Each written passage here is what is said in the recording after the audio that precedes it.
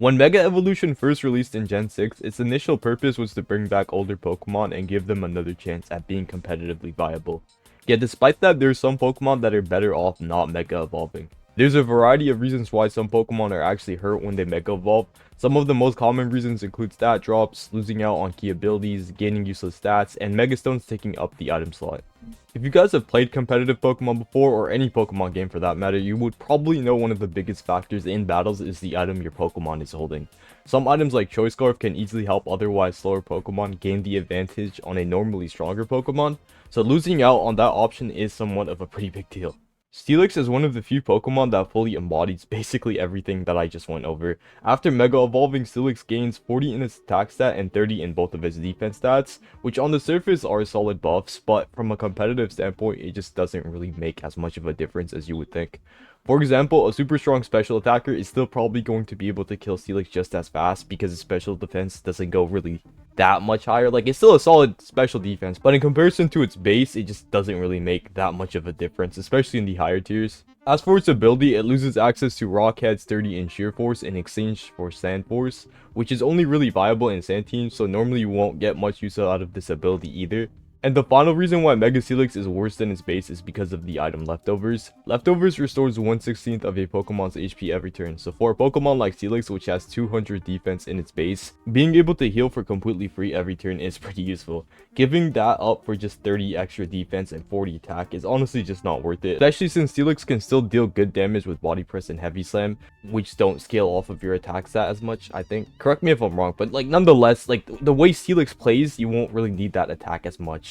You're just better off getting the extra restoration from Leftovers. Moving on to the next Pokemon, Mega Garchomp is pretty controversial. Garchomp is highly regarded as one of the competitive staples, if you will. It's been an icon of strong Pokemon for a very long time, so when it got a Mega Evolution, it'd be a no-brainer that like every other pseudo-legendary, it'd be insanely strong. And honestly, when you look at it from an outside, it does seem pretty good. But when you compare it to normal Garchomp, and what made Garchomp initially a competitive staple, and you know what Garchomp is now, you start to realize how weak this Mega actually is, or at least compared to the normal version. Let me explain.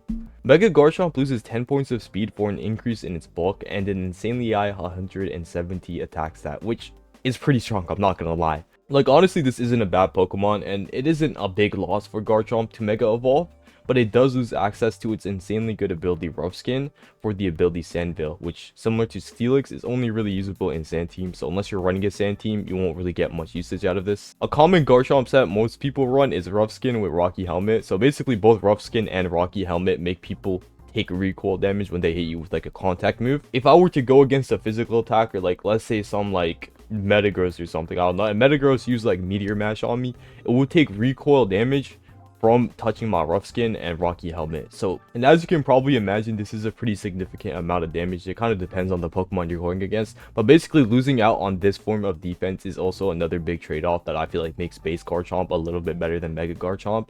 And along with that, Mega Garchomp's 91 speed leaves it pretty vulnerable to a lot of Pokemon that it would normally outspeed. Like, it only loses 10 speed in its Mega, which, you know, probably doesn't seem too significant, but notably Zapdos, Volcarona, and Tapu Lele, and that's like if you're fully investing into speed obvious, which like you normally would, but the way this Pokemon's built, I feel like Game Freak almost wanted you to not invest into speed and more for bulk, which I just feel like doesn't really work as well with Garchomp, so yeah. And also, before I forget to mention, I'm pretty sure normal Garchomp also has the potential to defeat or OHKO Mega Garchomp in most scenarios, or at least some scenarios. So basically, even though 10 points of speed doesn't seem too crazy, at the OU tier where Garchomp and Mega Garchomp both are, there's just too much Pokemon that can take advantage of that slight weakness. The next two Pokemon we'll be covering both have a very similar issue. They both lose out on one of the best defensive abilities in the game, Regenerator.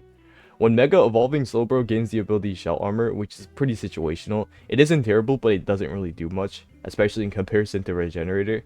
Slowbro gains 180 defense and 130 special attack, but when the Pokemon's entire purpose in competitive is to survive as like a defensive pivot, the extra special attack doesn't really do as much, especially since Slowbro is pretty slow. Okay, pun unintended, but yeah. Some people have found the strategy of delaying your Mega Evolution with Slowbro in order to still get some usage out of Regenerator, but like at that point you're just better off using another Mega.